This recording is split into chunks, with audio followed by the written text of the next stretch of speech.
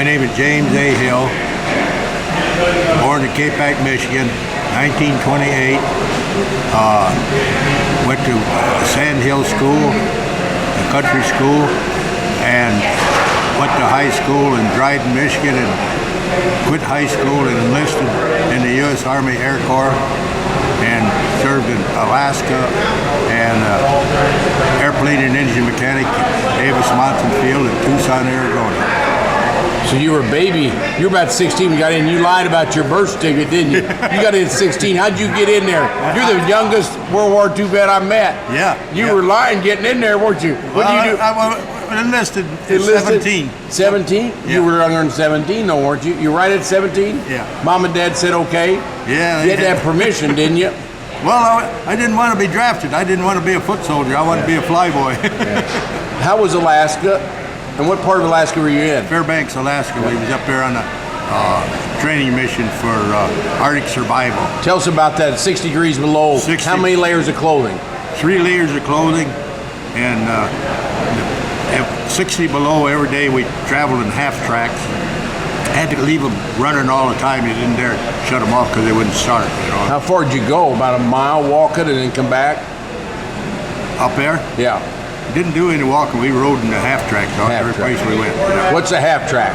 That's a vehicle that's got the back end that's got tracks on it, and the front's got tires. And oil, different grade oil, and if you shut it off, it would never start. Oh no! If you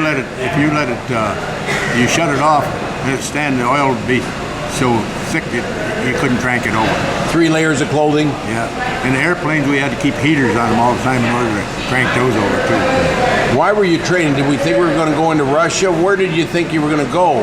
Well, I really don't know. They took us up here to train to drop these Arctic survival. Yes. I kind of think maybe Russia because I can tell the story now. My outfit went over to Japan and I declined to go. Yeah. And what they done, they took our bombers, put long-range cameras, and flew every square mile of Russia. So they expected something after the war ended, and something was going to happen over there. And it never happened, but it could have. Yeah. So that's what you were training for, probably. And then tell us about that guy that they found that died, and why they think he died in cold weather training. We were all warned not to run or walk real fast because you don't automatically open your mouth, and as soon as you breathe through your mouth, it frees the lungs. And they found one. They thought one AWOL, and they found him out there dead. Found him in the spring when the snow thawed, because it's dark most of the time when we was up there in December, January. You know. And what did you just have a place for your eyes? Nothing else? Just a place to see through.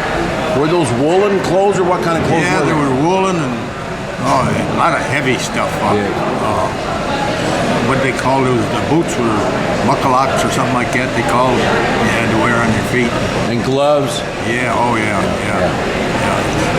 What do you think about our next generation? How are they going to deal with the world in the future? And I mean, you saw World War II. You've seen a lot of wars since. Do you think a younger generation appreciates our country as much as they should? And do you have any advice for them? Yes, I believe they should pay attention to history and get on our politicians and straighten our government out because right now I think this country is in a world of hurt. Wrong direction. It was a very patriotic time in World War II. Everybody was behind the country. Now there's a lot of diversity and things. That same-sex marriage. Yeah, that just happened yesterday or two. A lot of different things have happened. Yeah. Okay, well, thank you, Jim. And you're a United States Army Air Corps. Army Air Corps. And got in 44 and we're into 47 or so. We have 45 enlisted. 45 enlisted and got out in 47? 49. 49. 3 years and 4 days. Okay. Thank you very much, Jim.